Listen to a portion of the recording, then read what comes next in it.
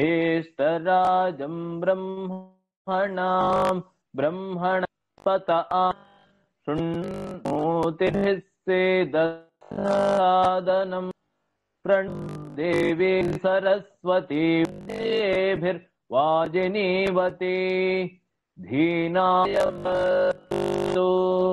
गणेशाय नमः सरस्वत्यै नमः श्रीगुरुभ्यो नमः हरिः ओम् ॐ शान्ति शान्ति शान्तिः।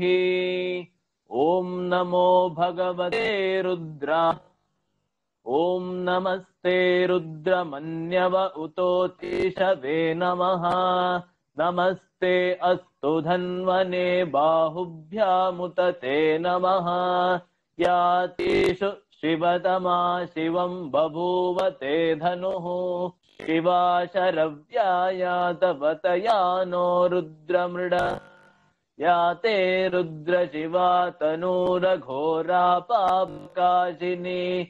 तया नस्तनुवाशन्तमया गिरिशा विचाकशीः। यामिषुं गिरिशन्तहस्तेभिवर्ष्यस्तवे। शिवां गिरित्रतां कुरु माहि गुंसे पुरुषं जगत्।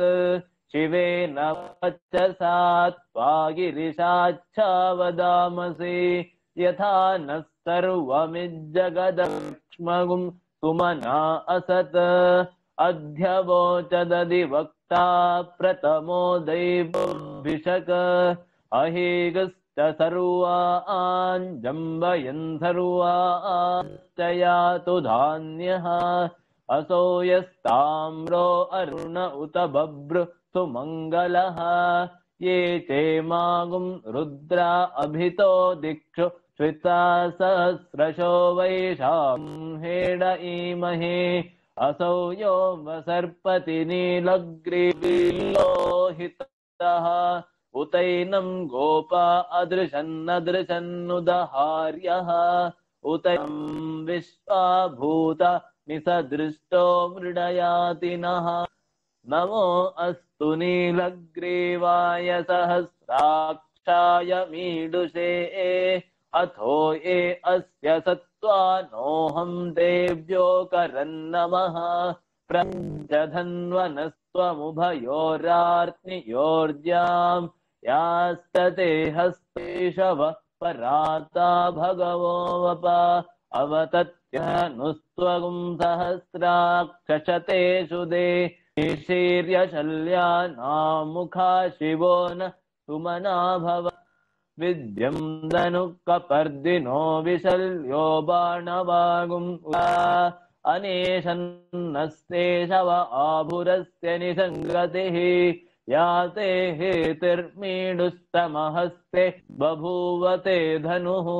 तयास्मान् विश्वतस्त्वमयक्ष्मया परिभुजा।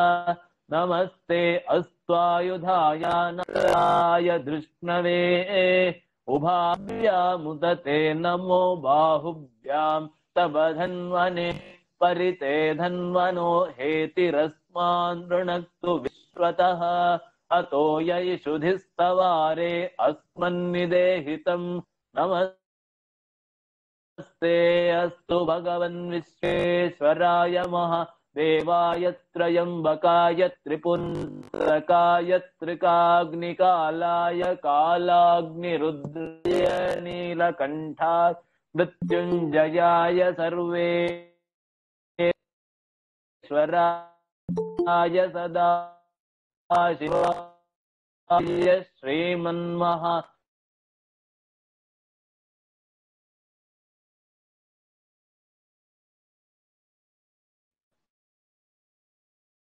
देवपति नमां पतये नमो नमो बब्लुषाय व्यादिने नान्ये दिशां च पतानां पतमो नये नमो हरिकेतिने पुष्टानां पतये नमो नमो भवत्य हेते जगतां पतये नमो नमो रुद्राय काविने क्षेत्राणां पतये नमो सूताय हन्त्याय वनानां पतये नमो नमो रोहिताय सपतये वृक्षाणां पतये नमो नमो मन्त्रिणे वाणिज्यकक्षां पतये नमो नमो भुवन्तये वारिवस्कृत्यौषधीनां पतये नमो नम उच्चैर्घोषाय क्रन्दयते पत्तीनां पतये नमो नम कृष्णवीताय धावते सत्त्वनां पतये नमः नमः सहमानाय निव्याधिना व्याधिनीनां पतये नमो नमः ककुभाय निषङ्गिणे स्तेनानां पतये नमो नमो निषङ्गिण इषुधिमते तस्कराणां पतये नमो नमो वञ्चते परिवञ्चते सायूनां पतये नमो नमो परिचरायारण्यानां पतये नमो नमः त्रिकाविभ्यो जिगागुंसद्भ्यो नतां पतये नमो नमोऽसि मद्भ्यो नक्तं चरद्भ्यः प्रकृन्तानां पतये नमो नम उष्णीषिणे गिरिचराय कुञ्चानां पतये नमो नम इषुमद्भ्यो धन्वाविभ्यश्च वो नमो नमः आतन्वानेभ्यः प्रतिधदानेभ्यः वो नमो नमः आयच्छद्भ्यो विसृजद्भ्यश्च वो नमो नमोऽस्यद्भ्यो विद्यद्भ्यश्च वो नमो नमः आसीनेभ्यः शयानेभ्यश्च वो नमो नमः स्वपद्भ्यो जाग्रद्भ्यश्च वो नमो नमस्तिष्ठद्भ्यो तावद्भ्यश्च वो नमो नमः सभाभ्यः सभापतिभ्यश्च वो नमो नमो अश्वेभ्योऽश्वपतिभ्यश्च वो नमः नम आव्याधिनीभ्यो विविद्यन्तेभ्यश्च वो नमो उगणाभ्यस्त्रगुं हतेभ्यश्च वो नमो नमो गृत्सेभ्यो गृत्सपतिभ्यश्च वो नमो नमो व्रातेभ्यो प्रातपतिभ्यश्च वो नमो नमो गणेभ्यो गणपतिभ्यश्च वो नमो नमो विरूपेभ्यो विश्वरूपेभ्यश्च वो नमो नमो महद्भ्यः चुल्लकेभ्यश्च वो नमो नमो रतिभ्यो रतेभ्यश्च वो नमो नमो रतेभ्यो रतपतिभ्यश्च वो नमो नमः सेनाभ्यस्तेनानिभ्यश्च वो नमो नमः शत्रुभ्यः सङ्ग्रहीतृभ्यश्च वो नमो नमस्तक्षभ्यो रथकारेभ्यश्च वो नमो नमः कुलालेभ्यः कर्मारेभ्यश्च वो नमः पुञ्जिष्टेभ्यो निषादेभ्यश्च वो नमो नमः इषुकृद्भ्यो तन्वकृद्भ्यश्च वो नमो नमो मृगयुभ्यश्वनिभ्यश्च वो नमो नमः स्वभ्यश्वपतिभ्यश्च वो नमः नमो भवाय च रुद्राय च नमः शर्वाय च पशुपतये च नमो नीलग्रीवाय च शितिकण्ठाय च नमः कपर्दिने च व्युक्तकेशाय च नमः सहस्राक्षाय च शतधन्वने च नमो गिरिशाय च चिपिभिष्टाय नमो मीडुस्तमाय च सुमते च नमो ह्रस्वाय च वामनाय च नमो बृहते च वर्षीयसे च नमो वृद्धाय च संवृद्वने च नमो ग्रियाय च प्रथमाय च नमः आशवे चाजिराय च नमः शीघ्रियाय च शीभ्याय च नमः ऊर्म्याय चावस्वन्याय च नमः स्रोतस्याय च द्वेप्याय च नमो ज्येष्ठाय च कनिष्ठाय च नमः पूर्वजाय च रजाय च नमो मध्यमाय च पगल्भाय च नमो गण्याय च बुद्धियाय च नमः तोभ्याय च प्रतिसर्याय च नमो याम्याय च क्षेम्याय नमः उत्पर्याय च खल्याय च नमः श्लोक्याय च प्राण्याय च नमो वन्याय च कक्ष्याय च नमः प्रवाय च प्रतिश्रवाय च नमः आशुषेणाय च ददाय च नमः शूराय च वबिन्दते च नमो वर्मिणे च वरूतिने च नमो बिल्मिने च कवचिने च नमः श्रुताय च श्रुतसेनाय च नमो दुन्दुभ्याय च हनन्याय च नमो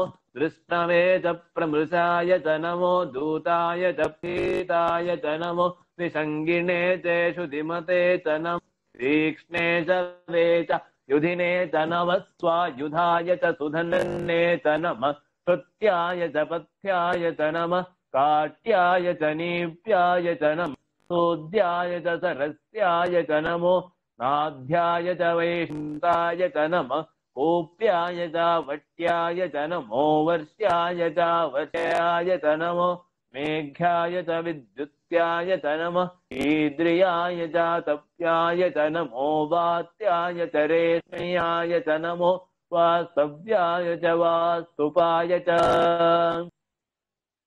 ॐ हर हर हर हर ॐ नमः सौराय च नमः ताम्राय च ऋणाय च नमः शङ्गाय च पशुपतये च नमः उग्राय च भीमाय च नमो अग्रे वधाय च दूरे वधाय च नमो हन्त्रे च हनीयसे च नमो वृक्षेभ्यो हरिकेशेभ्यो नमस्ताराय नमः शम्भवे च मयो भवे च नमः शङ्कराय तेयस्कराय च नमः शिवाय च शिवतराय च नमस्तीर्थ्याय च कूल्याय च नमः भार्याय च वार्याय च नमः प्रतरणाय चोत्तरणाय च नमः आताय च लाध्याय च नमः कष्प्याय च फेन्य च नमः त्रिकत्याय च प्रवाह्याय च नम हिरण्याय च प्रपथ्याय च नमः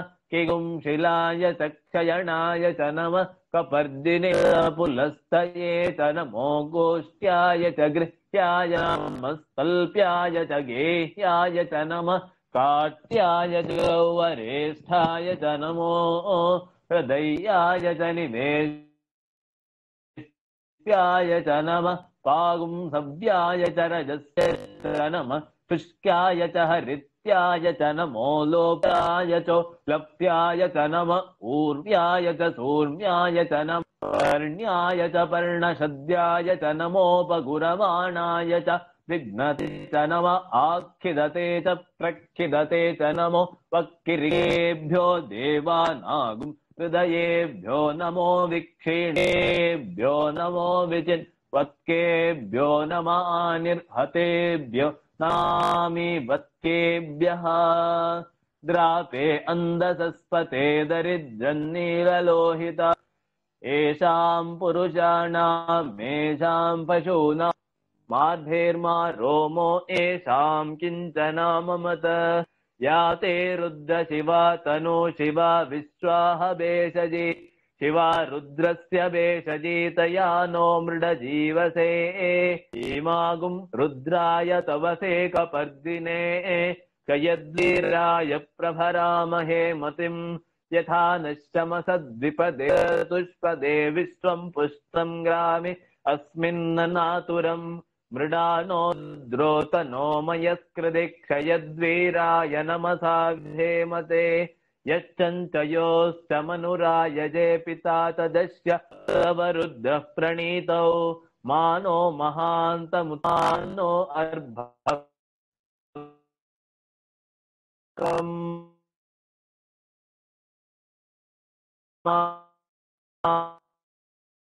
मान उक्पिद्ररीरिषः मानस्तोके नये मान आयुषि मानो गोषु मानो अश्वेजुरीरिषः वीरान् माना विधेमते आरात्ते गोग्न उत पूरुषग्ने क्षयद्वीराय सुम्नस्मेते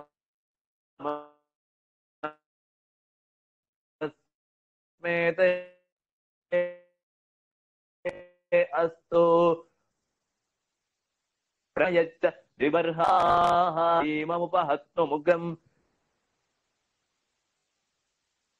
मृडाजरित्रे रुद्रस्तवानो अन्यन्ते अस्मन्निवपन्तु सेनाः मतिरघायोः अवस्थिरा मगवद्भ्यस्तनुष्प्रमीळस्तोकाय मृडया मीडुष्टम शिवतम शिवो सुमना भव परमे वृक्ष आयुधं निधाय कृत्तिं वसान आचर पिनाक बिभ्रदागहि विकिरिद विलोहित नमस्ते अस्तु वग यास्ते सहस्रगुं हेतयोन्यमस्मन्निवपन्तु ताः सहस्रदा बाहुवोस्तव हेतयः तासामीशानो भगवः पराचीनामुखाकृति सहस्राणि सहस्रशो ये रुद्रा अधिभूम्यम् तेषं सहस्रयोजने बधन्वानि तन्मसि अस्मिन् महत्यर्णवेऽन्तरिक्षे भवा अधि नीलग्रीवा शितिकण्ठा शर्वा अधः क्षमाचराः नीलग्रीवा श्रीकण्ठादिवगुं रुद्रा उपश्रिताः ये वृक्षेषु स्पिञ्जरा नीलग्रीवा विलोहिताः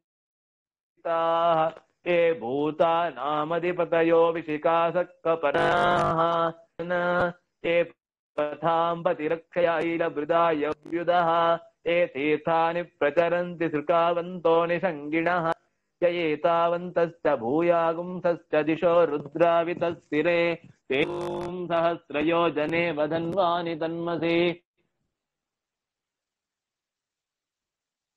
नमो रुद्येतीयेषामन्नं वातो वर्षमिषवस्तेभ्यो दश प्राचीर्दश दक्षिणादश प्रतीचीर्दशोदीचीदशो द्वास्तेभ्यो नमस्ते नो मृडयन्तु तेयं द्विष्मो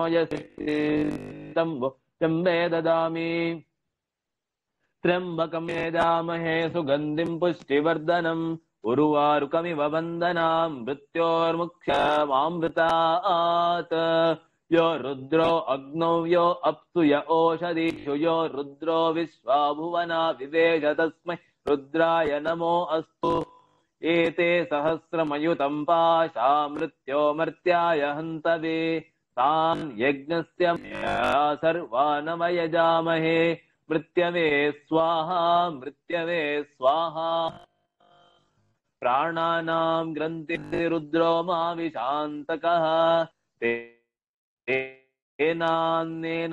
तेनान्नेनायस्व नमो रुद्राय विष्णवे मृत्युर्मे पाहि तमुष्टु हि यस्तुषस्तु धन्वायो विश्वस्य क्षयति विसर्जस्य यक्ष्वा महीसौ मनसाय रुद्रं नमो विर्देवमसुरं दुवस्य अयं मे हस्तो भगवान् अयं मे भगवत्तरः अयं शान्ति शान्मे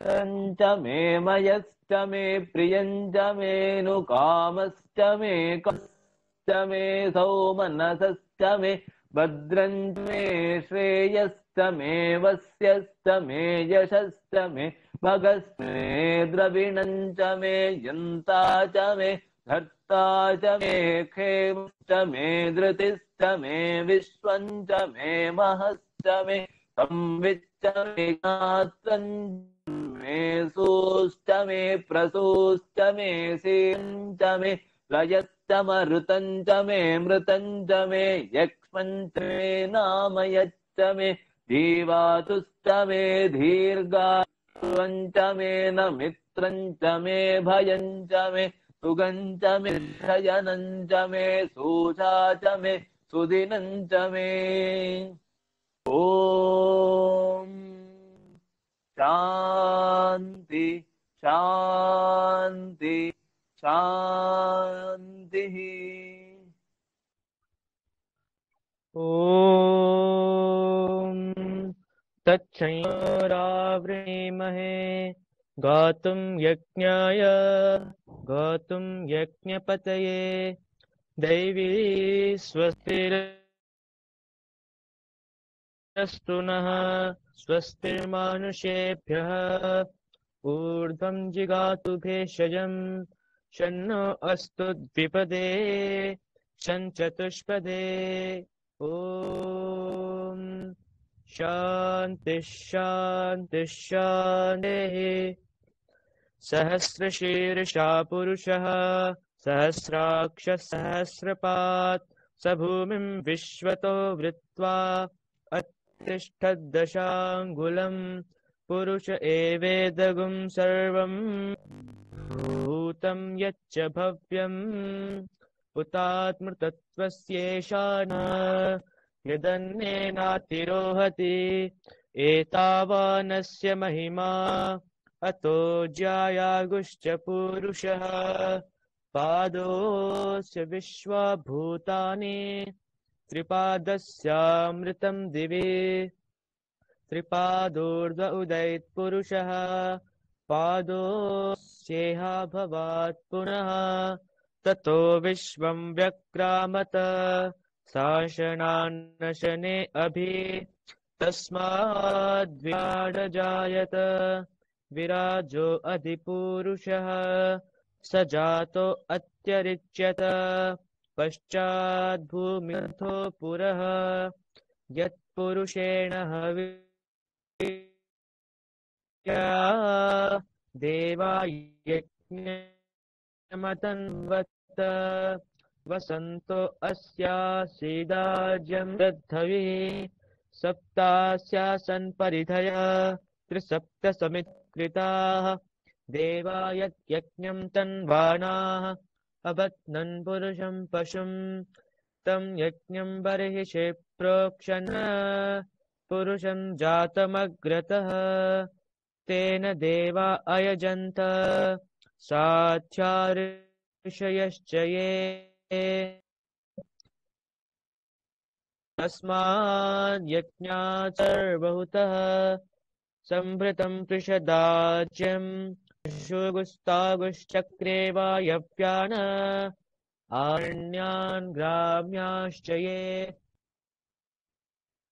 तस्मात् ऋचः सामानि यज्ञिरे छन्दागुंसि यज्ञिरे तस्मात् यजुस्तस्मादजायत तस्मादश्वा अजायन्त ये केचोभयादतः गावो हजग्निरे तस्माज्जाता अजावयः यत्पुरुषं व्यददुः कतिधा व्यकल्पयन् खं किमस्य कौ बाहु कावूरूपादावोच्येते ब्राह्मणोऽस्य मुखमासीत् बाहुराजन्यकृतः ऊरू तदस्य यद्वैश्यः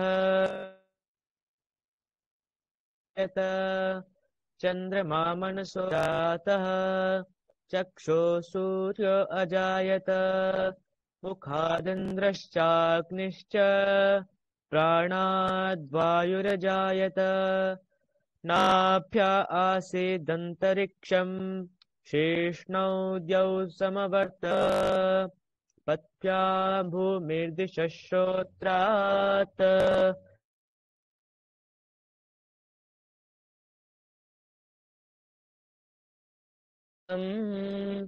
आदित्य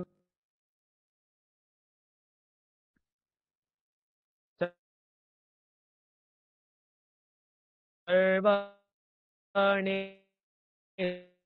रूपाणि विचित्यधीरः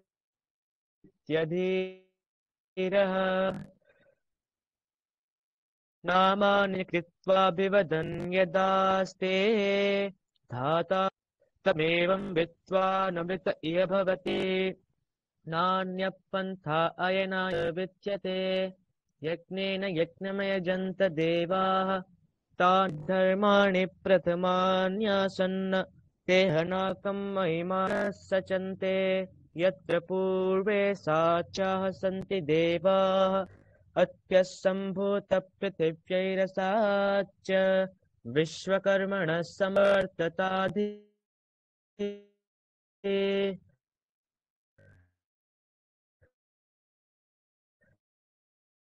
तस्य त्वष्टा विदद्मग्रे आदित्यवर्णं तमसः परस्तात् तमेवं विद्वानमृत इह भवति नान्यः पन्था विद्यते यनाय प्रजापतिश्चरति गर्भे अन्तः अजायमानो बहुधा विजायते तस्य धीरा पर्यानन्ति योनिम् मरीचीनां पदमिच्छन्ति वेदसः यो देवेभ्य आतपति यो देवानां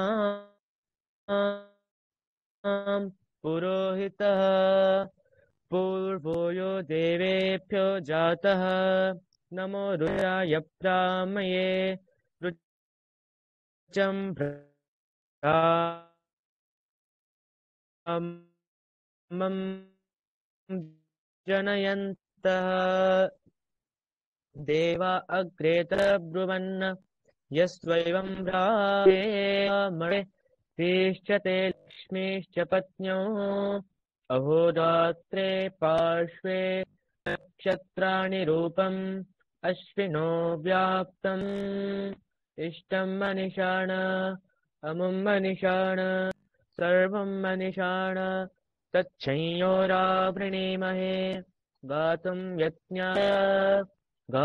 यज्ञपतये दैवी स्वस्तिरस्तु नः स्वस्तिर्मानुषेभ्यः ऊर्ध्वं जिगातु भेषजम् शन्नो स्तुद्विपदे शञ्चतुष्पदे ॐ शान्तिः शान्तिः शान्तिः ॐ अत्रिणात्वा कृमे हन्मे कण्वेन जमदग्निना विश्वावसो ब्रह्मणातः कृमेणागुं राजा अप्येषा स्थपतिर्हतः अथो माता अथो पिता अथो स्थूरा अथो क्षुद्रा अथो कृष्णा अथो श्वेता अथो आशातिका हता श्वेताभिः सह सर्वे हताः आहरावत्य श्रुतस्य विशो यथा तत्सत्यं यदमुं यमस्य जम्भयो आदधामि तथा हि तत् खन्पण्डसे ॐ शान्तिः शान्तिः शान्तिः ॐ नमः सोमाय सोमाय नमो नमः सोमाय च सोमाय नमो नमः सोमाय च सोमाय च सोमाय सोमाय च रुद्राय रुद्राय च सोमाय सोमाय च रुद्राय च रुद्राय च रुद्राय च रुद्राय च रुद्राय च रुद्राय च रुद्राय रुद्राय च नमो नमश्च रुद्राय रुद्राय च नमः च नमो नमश्च च नमस्ताम्राय ताम्राय नमश्च च नमस्ताम्राय नमस्ताम्राय ताम्राय नमो नमस्ताम्राय च ताम्राय नमो नमः ताम्राय च ताम्राय च ताम्राय ताम्राय चारुणाय रुणाय च ताय ताम्राय चारुणाय चारुणाय च चारुणाय च चूर्णाय च चारुणाय च अरुणाय च चारुणाय रुणाय ॐ नमश्चारुणे नमः च नमो नमश्च च नमः शृङ्गाय शृङ्गाय नमश्च च नमः शृङ्गाय नमः शृङ्गाय नमो नमः शृङ्गाय च शृङ्गाय नमो नमः शृङ्गाय च शृङ्गाय च शृङ्गाय शृङ्ग पशुपतये पशुपतये च शृङ्गाय शृङ्गाय च पशुपतये च भटये पशुपतये च पशुपतये च पशुपतये च पशुपतये च पशुपतये च पशुपतये पशुपतये च नमो नमश्च पशुपतये पशुपतये च नमः पशुपतय इति पतये च नमो नमश्च च नमः उग्रायोग्राय नमश्च च नमः उग्राय नमः उग्रायोग्राय नमो नमः उग्राय च चोग्राय नमो नमः उग्राय च चोग्रायोग्राय च भीमाय भीमाय चोग्रायोग्राय च भीमाय च भीमाय भीमाय च भीमाय च भीमाय च भीमाय च भीमाय च भीमाय भीमाय च नमो नमश्च भीमाय भीमाय च नमः च नमो नमश्च च नमो अग्रे वद्या अग्रे वधाय नमश्च च नमो अग्रे वधाय नमो अग्रे वधाय नमो नमो अग्रे वधाय च चाग्रे वधाय नमो नमो अग्रे वधाय च अग्रे वधाय च वधाय अग्रे वधाय च दूरे वधाय दूरे वधाय चाग्रे वधाय अग्रे वधाय च दूरे वधाय अग्रे वधायेत्यग्रे वधाय च दूरे वधाय दूरे वधाय च दूरे वधाय च दूरे वधाय च दूरे वधाय च दूरे वधाय च दूरे वधाय दूरे वधाय च नमो नमश्च दूरे वधाय च नमः दूरे वधायेति दूरे वधाय च नमो नमश्च च नमो हन्त्रे हन्त्रे नमश्च च नमो हन्त्रे नमो हन्त्रे हन्त्रे नमो नमो हन्त्रे च हन्त्रे नमो नमो हन्त्रे च हन्त्रे च हन्त्रे हन्त्रे च हनीयसे हनीयसे च हन्त्रे हन्त्रे च हनीयसे च हनीयसे हनीयसे च हनीयसे च हनीयसे तते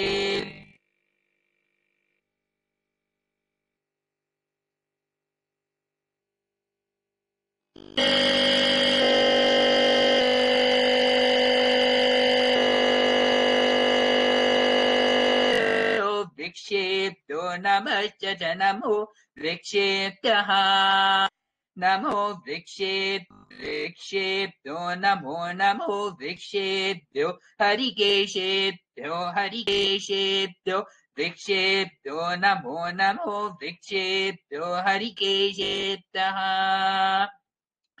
वृक्षेभ्यो हरिकेशेभ्यो हरिकेशेभ्यो वृक्षेभ्यो वृक्षेभ्यो हरिकेशेभ्यो नमो हरिकेशेभ्यो वृक्षेभ्यो वृक्षेभ्यो हरिकेशेभ्यो नमः हरिकेशेभ्यो नमो नमो हरिकेशेभ्यो हरिकेशेभ्यो नमस्ताराय ताराय नमो हरिकेशेभ्यो हरिकेशेभ्यो नमस्ताराय हरिकेशेभ्य इति हरि केशेभ्यः नमस्ताराय ताराय नमो नमस्ताराय नमो नमस्ताराय नमो ताराय नमः ताराय नमो नमस्ताराय ताराय नमः शम्भवे ताराय नमः शम्भवे शम्भवे शम्भवे नमो नमः शम्भवे च शम्भवे नमो शम्भवे च शम्भवे शम्भवे च मयो भवे च शम्भवे शम्भवे च मयो भवे शम्भव इति शम्भवे चमो भवे मयो भवे च मयो भवे च मयो भवे च मयो भवे च मयो भवेत् च मयो भवे मयो भवेत् मयो भवे मयो भवे च नमः मयो भव इति मयः भवे च नमो नमश्च च नमः शङ्कराय शङ्कराय च नमः शङ्कराय नमः शङ्कराय शङ्कराय नमो नमः शङ्कराय च शङ्कराय नमो नमः शङ्कराय च शङ्कराय च शङ्कराय शङ्कराय च मयस्कराय शङ्कराय शङ्कराय च मयस्कराय शङ्करायेति शङ्कराय च मयस्कराय कराय च मयस्कराय च मयस्कराय च मयस्कराय च मयस्कराय च मयस्कराय मयस्कराय च नमो नमश्च मयस्कराय मयस्कराय च नमः मयस्करायेति मयः कराय च नमो नमश्च च नमः शिवाय शिवाय नमः च नमः शिवाय नमः शिवाय शिवाय नमो नमः शिवाय च शिवाय नमः शिवाय च शिवाय च शिवाय शिवाय च शिवतराय च शिवाय शिवाय च शिवतराय च शिवतराय शिवतराय च तराय च शिवतराय च शिवतराय च शिवतराय च शिवतराय शिवतरामश्च शिवतराय शिवतराय च नमः शिवतराय च नमो नमः च नमः तीर्थ्याय नमश्च नमस्तीर्थ्याय नमस्तीर्थ्याय नमो नमस्तीर्थ्याय च तीर्थ्याय नमो नमस्तीर्थ्याय च तीर्थ्याय च तीर्थ्याय तीर्थ्याय कोल्याय कोल्याय च तीर्थ्याय तीर्थ्याय च कोल्याय कोल्याय कोल्याय च कोल्याय च कोल्ये च कोल्याय च कोल्याय च कोल्याय कोल्याय च नमो नमश्च कोल्याय कोल्याय च नमः च नमश्च च नमः पार्याय पार्याय नमश्च च नमः पार्याय नमः पार्याय पार्य नमो नमः पार्याय च पार्याय नमो नमः पार्याय पार्याय च पार्याय पार्ये च वार्याय वार्याय च पार्याय पार्याय च वार्याय चावार्याय वार्याय च चावार्याय चावार्याय च चावार्याय च अवार्याय च चार्याय वार्याय च नमो नमश्चावार्याय च नमः च नमो नमः च नमः च प्रतरणाय नमः च नमः प्रतरणाय नमो नमः प्रतरणाय च प्रतरणाय नमो नमः प्रतरणाय च प्रतरणाय च प्रतरणाय प्रतरणाय चोत्तरणायोत्तरणाय च प्रतरणाय प्रतरणाय प्रतरणायेति चोत्तरणायोत्तरणाय च चोत्तरणाय च चोत्तरणाय च चोत्तरणाय च उत्तरणाय च चोत्तरणायोत्तरणाय च नमो नमः चोत्तरणायोत्तरणाय च नमः उत्तरणायोत्तरणाय च नमो नमः च नमः आतार्याय तार्याय नमश्च च नमः आतार्याय नमः आतार्याय तार्याय नमो नमः आतार्याय च चातार्याय नमो नमः आतार्याय च आतार्याय च चातार्याय तार्याय तार्याय लार्याय चातार्याय तार्याय चालार्याय तार्यायेत्यायाय चालात्याय लात्याय चालात्याय च चालात्याय च चालात्याय च आलात्याय च चालात्याय लात्याय नमो नमः चालात्याय लात्याय च नमः आलात्या लात्याय च नमो नमः च नमः षष्ठाय षष्ठाय नमः च षष्ठाय नमः षष्ठाय षष्ठाय नमो नमः षष्ठाय च षष्ठाय नमो नमः षष्ठाय च षष्ठाय च षष्ठाय षष्ठाय फेन्याय न्याय च षष्ठाय षष्ठाय च फेन्याय च फेन्याय फेन्याय च फेन्याय च फेन्याय च फेन्याय च फेन्याय च फेन्याय फेन्याय च नमो नमः फेन्याय फेन्याय च नमः च नमो नमः च नमः सिकत्याय सिकत्याय नमः च नमः सिकत्याय नमः सिकत्याय सिकत्याय नमो नमः सिकत्याय च सिकत्याय नमो नमः सिकत्याय च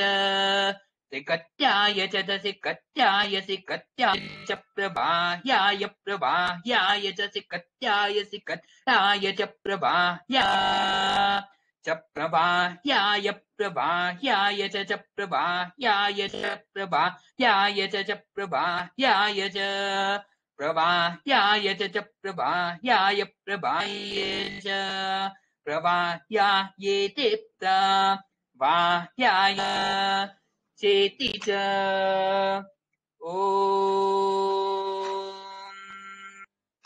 शान्ति शान्ति शान्तिः ॐ साईश्वराय विद्महे सत्यदेवाय धीमहि तन्नः सर्वप्रचोदयात्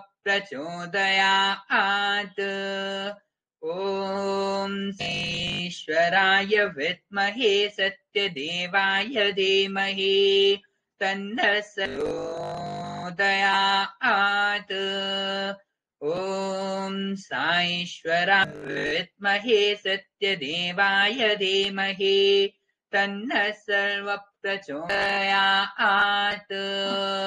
ॐ यद्यक्षरपदभ्रष्टं मात्राहीनं तु यद्भवेत् तत्सर्वं क्षम्यतां देवनारायण नमोऽस्तु ते विसर्गबिन्दुमात्राणि पदपादाक्षराणि च न्यूनानि चातिरिक्तानि क्षमस्व साईश्वर अप्रादसहस्राणि क्रियन्ते हर्निशं मया दासोऽयमतिमाक्षमस्व साईश्वर अन्यथा शरणं नास्ते त्वमेव शरणं मम तस्मात् कारुण्यभावेन रक्ष रक्ष साईश्वर हरिः ॐ तत्सत् श्री साईश्वरार्पणमस्तु स्वस्ति प्रजापालयन्ताम् न्यायेन मार्गेण महे महिषाः गोब्राह्मणेभ्यः शुभमस्तु नित्यम् समस्तलोकाः सुखिनो भवन्तु समस्तलोकाः सुखिनो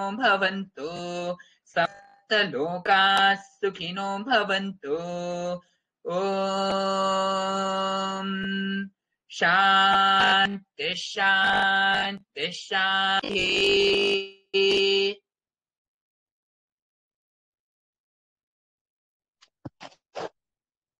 ओम साई राम। भगवान बाबा के पावन चरणों में कोटि कोटि प्रणाम एवं आप सबके हृदयवासी श्री भगवान के चरणों में हमारा नित्य निरंतर नमन।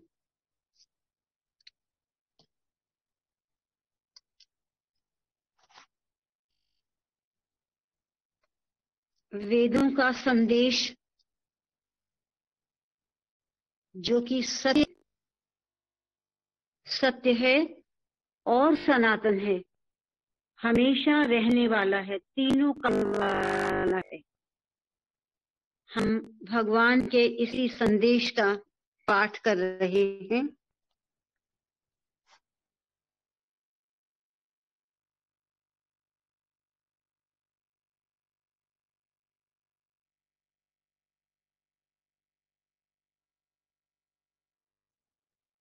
संस्कृत भाषा क्योंकि उस समय बोलचाल की भाषा थी, व्यवहार की भी भाषा थी, तो इसलिए समय जो भी साहित्य रचा गया, जिस भी साहित्य की रचना हुई, वो सारा संस्कृत भाषा में लिपिबद्ध हुआ। चाहे वह धनुर्वेद, आयुर्वेद, ज्योतिर्वेद इत्यादि इत्यादि।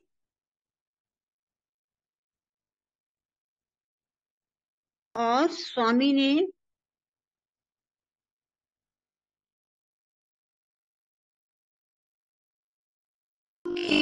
इस संदर्भ में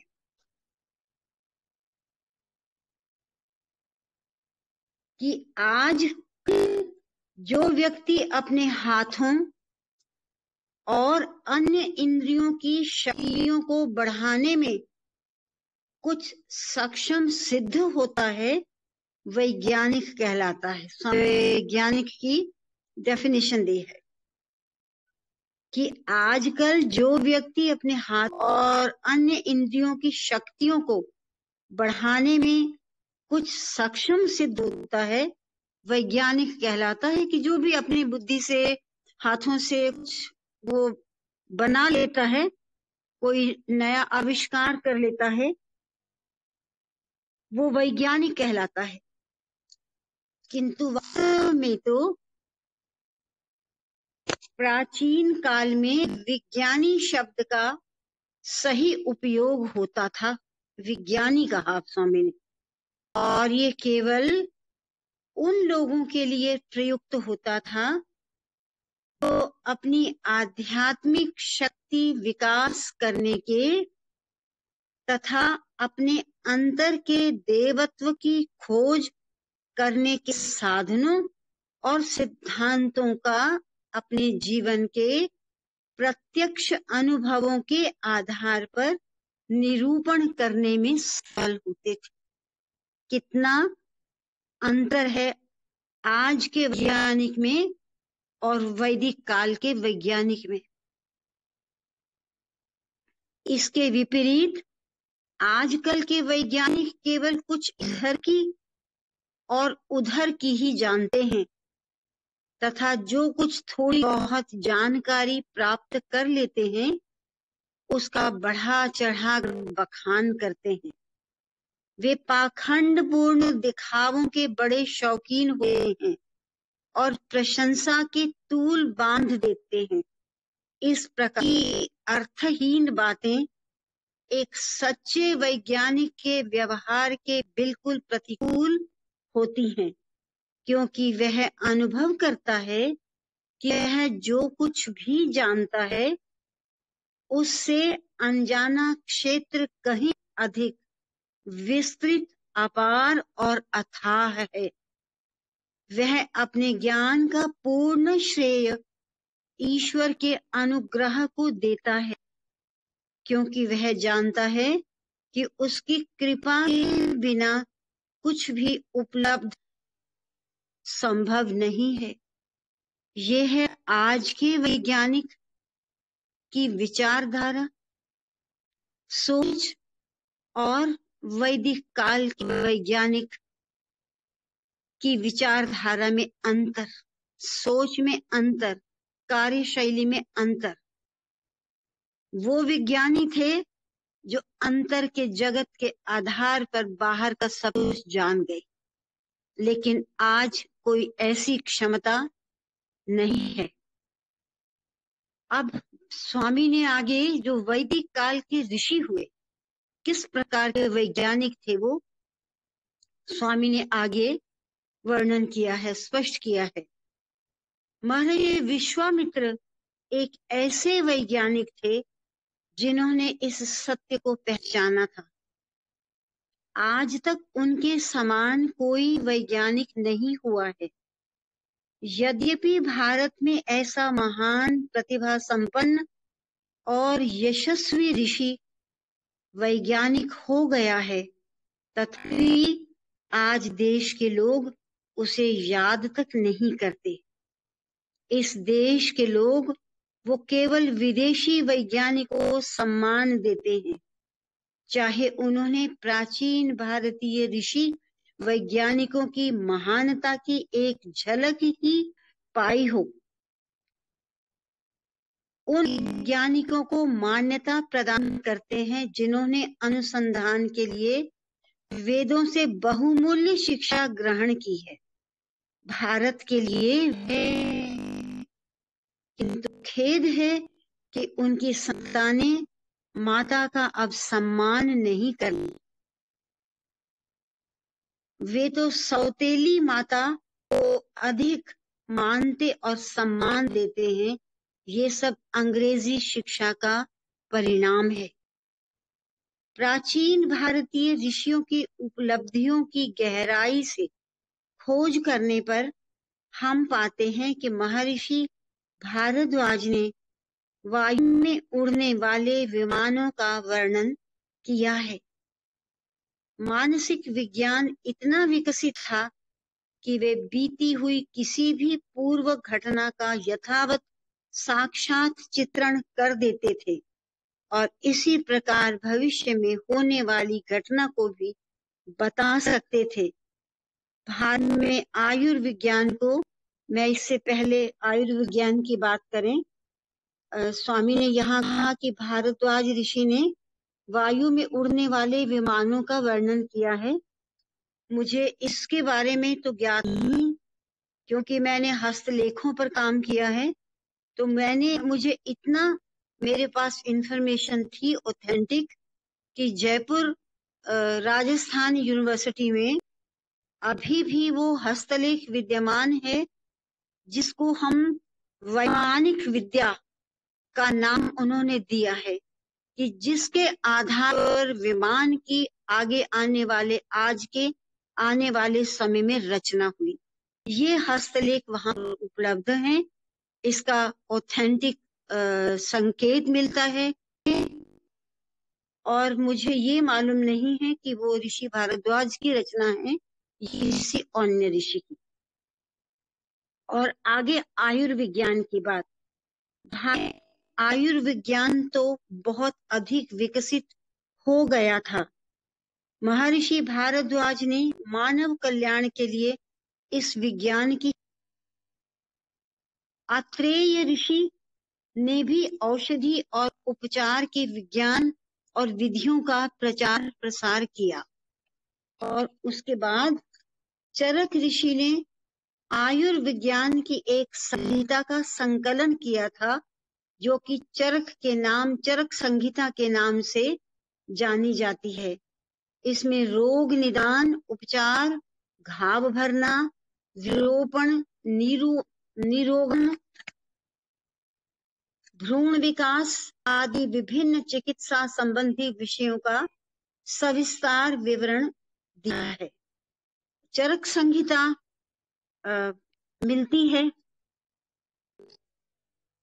जो आयुर्वेद के बच्चे हैं वो इसको पढ़ते हैं।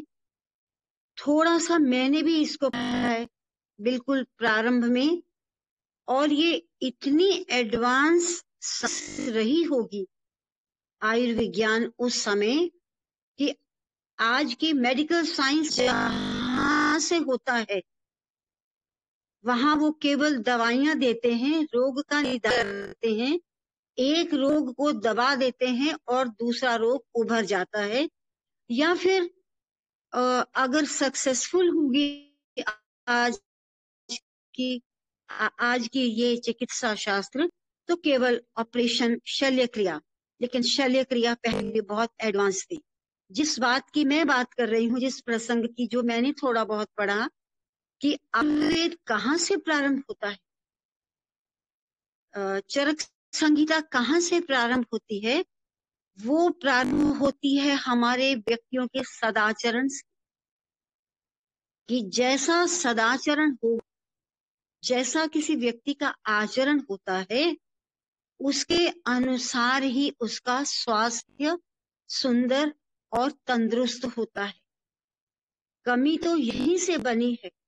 मानसिक रोग जैसे जैसे बढ़ने लगे, शारीरिक रोग भी उससे अधिक हो गए। यहाँ से चरक संहिता शुरू होती है। आप देखिए कि एडवांस फिर कौन है। एडवांस तो हमारा आयुर्विज्ञान ही है, जो प्राचीनतम है।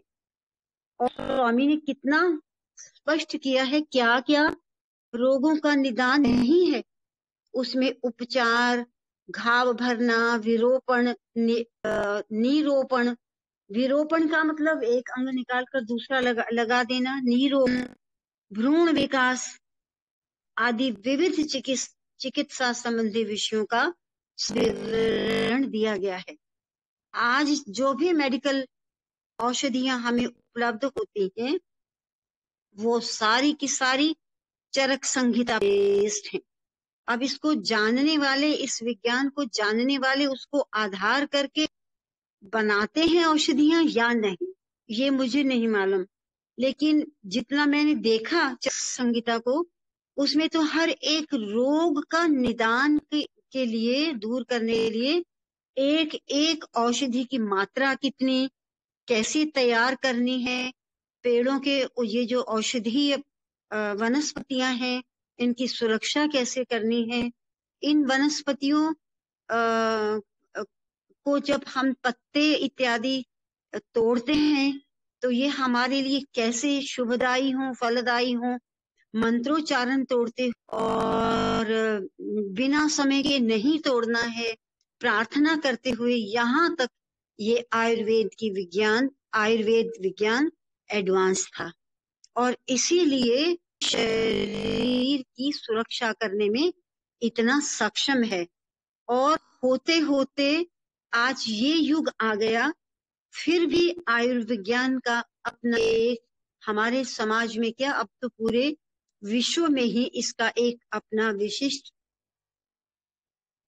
और अगर ऋषियों के अनुसार आज भी कहीं औषधियां बनती हों, तो ना जाने वो कितनी हमारे लिए उपयोगी होंगी। और इसके बाद उस समय के निपुण वैद्य आवश्यकता पड़ने पर शरीर के किसी भी रोगग्रस्त अंग को रोगी की जीवन रक्षा दे देखे, जीवन रक्षा के लिए शल्य क्रिया द्वारा काट कर अलग करने अथवा ठीक कर देने। उसके बाद सुश्रुत का नाम आता है। सुश्रुत ने अपने ग्रंथ में, जो उनके ही नाम से सुश्रुत संहिता जानी जाती है, ये भी आयुर्वेद का प्राचीन ग्रंथ है।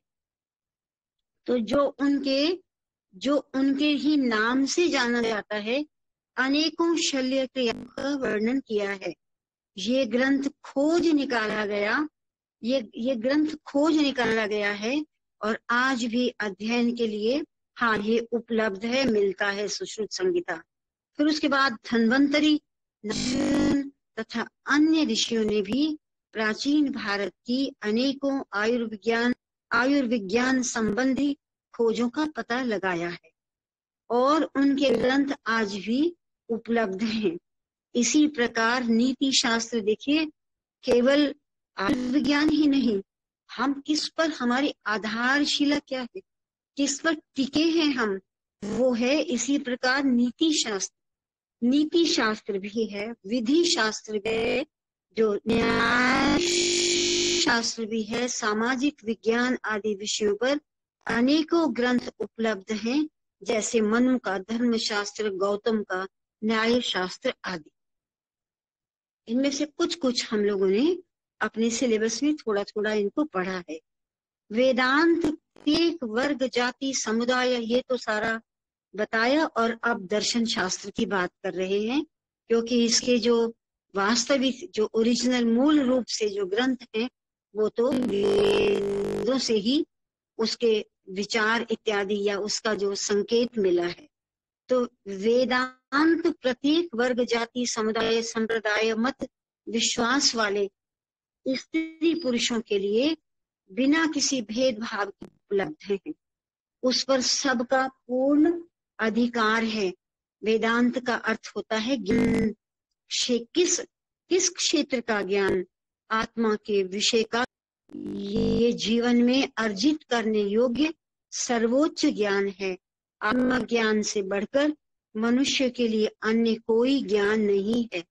आत्मज्ञान की उपलब्धि में दृढ़ विश्वास श्रुति और स्मृति के प्रत्येक विद्यार्थी के लिए अत्यंत आवश्यक है। ये एक सर्वमान्य सत्य है। आगे स्वामी ने इन ग्रंथों के आधार पर दर्शन शास्त्र को थोड़ा स्पष्ट किया कि क्या है इनके विषय। तो ये एक सर्वमान्य सत्य है कि दृश्य, देखा जाने वाला रूप पदार्थ जिसको भी हम देखते हैं वो ही हमारे लिए दृश्य है।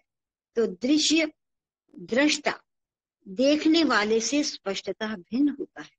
मैं किसी वस्तु को देखती हूँ मैं, और जिसमें वस्तु को देखती हूँ मैं दृष्टा हूँ, और मैं जिस वस्तु को देखती हूँ वो दृश्य है। तो दृष्टा और दृश्य में दोनों में फर्क तो होगा। तो इसलिए कहा स्वामी ने कि स्पष्टतः भिन्न होता है। ये देखने वाला दृष्टा मैं कौन है? आगे दर्शन शास्त्र को समझाया भगवान ने। ये देखने वाला दृष्टा है कि मैं, ये मैं से क्या अभिप्राय है? ये देखने वाला दृष्टा मैं कौन है? सारे रूप दृश्य हैं और नेत्र दृष्टा है। नेत्र सारे ही भौतिक पदार्थों, अन्य जीव, प्राणियों, वस्तुओं आदि को देखते हैं, जिसे जो भी उनकी दृष्टि सीमा में आता है।